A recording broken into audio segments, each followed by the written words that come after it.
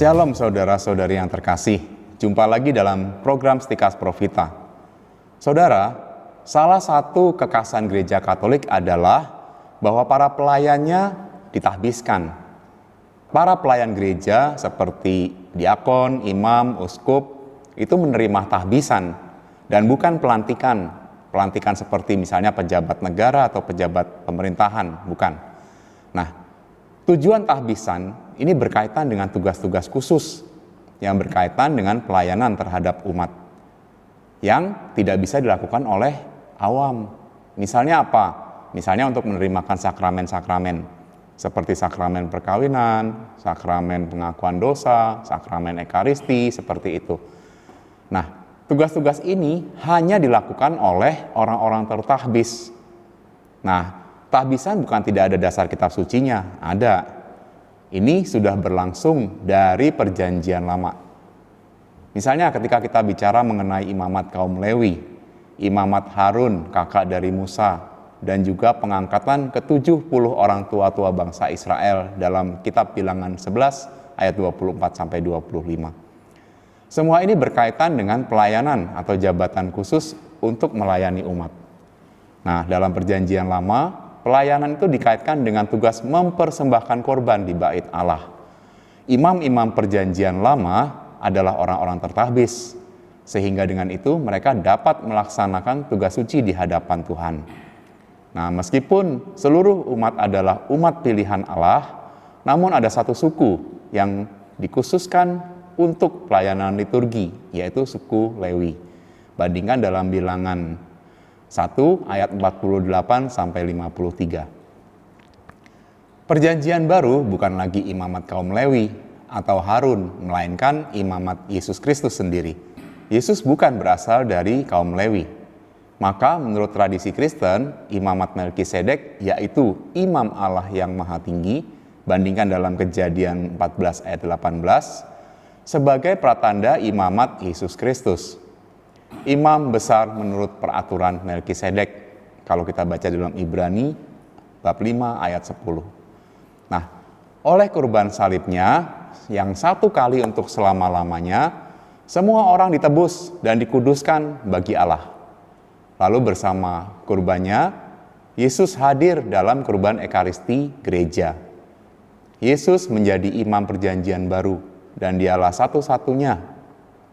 Lalu para murid Kristus dipilih untuk secara khusus melaksanakan tugas-tugas untuk perayaan sakramen gereja. Dan mereka inilah yang dalam tradisi Kristen ditahbiskan. Mereka melaksanakan kuasa imamat Yesus Kristus, karena itulah mereka ditahbiskan. Nah, inti tahbisan dalam gereja, dalam tradisi gereja adalah pemberian Roh Kudus, sehingga dengan itu dia dapat melaksanakan tugasnya. Dalam gereja Katolik ada 3 jenjang tahbisan suci. Pertama, tahbisan uskup. Kepenuhan sakramen tahbisan ada pada tahbisan seorang uskup. Maka dengan tahbisan menjadi uskup, seseorang menerima kepenuhan sakramen imamat. Tahbisan ini memberikan kewajiban untuk mengajar, menguduskan, dan memimpin keuskupannya. Seorang uskup menjadi seorang guru, imam, dan gembala. Nah, lalu bagaimana dengan paus? Tidak ada tahbisan untuk paus. Yang ada adalah pelantikan paus dalam suatu misa pontifikal yang dirayakan bersama dengan umat di lapangan Santo Petrus. Nah, sebagai orang pemimpin, dia adalah uskup Roma. Maka yang diangkat menjadi paus adalah seorang uskup kardinal. Artinya, sebelum menjadi paus, dia sudah menerima tahbisan uskup dan juga diangkat sebagai seorang kardinal. Nah, kardinal juga sama, tidak ada tahbisannya. Lalu yang kedua adalah tahbisan imam.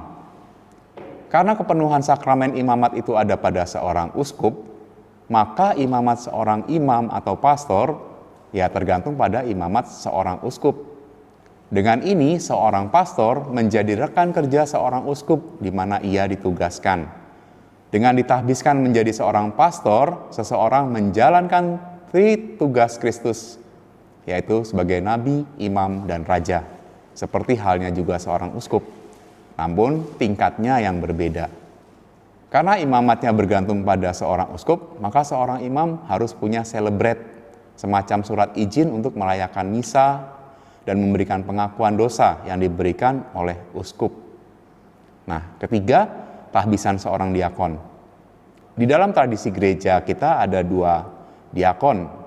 Yang pertama diakon permanen dan yang kedua adalah diakon sebagai tahap sebelum menerima tahbisan imamat atau menjadi seorang pastor. Nah, tahbisan diakon ini bukan untuk imamat, melainkan untuk pelayanan. Diakon juga bergabung dengan uskupnya dalam tugas-tugas persaudaraan, seperti yang dikatakan dalam Kisah Para Rasul, di mana 7 orang dipilih untuk melayani orang-orang miskin, seperti kita bisa lihat dalam Kisah Para Rasul, bab 6 ayat 1-7. Nah, tugas diakon itu adalah antara lain nih, membantu uskup dan imam dalam perayaan-perayaan sakramen, terutama Ekaristi seperti membagikan komuni kudus dan juga membagikan komuni kudus kepada orang-orang sakit. Lalu menjadi saksi gereja untuk perkawinan dan memberkati para mempelai. Dia juga bertugas membaca Injil dan berkhotbah, memimpin upacara pemakaman dan mengabdikan diri pada berbagai bentuk pelayanan karitatif kepada orang-orang yang membutuhkan. Nah, demikianlah saudara-saudari terkasih, tradisi gereja mengenai tahbisan para pelayan Tuhan, uskup, imam, dan diakon. Apa yang menjadi buah dari tahbisan suci adalah rahmat khusus dari Roh Kudus yang membuat penerimanya serupa dengan Kristus supaya ia menjadi alat Kristus dalam melayani umatnya. Nah, tahbisan itu memberi kuasa kepada seseorang untuk bertindak atas nama Kristus. Nah, semoga kita semua mengenal dan mencintai kebenaran sehingga akhirnya diselamatkan. Salam Profita.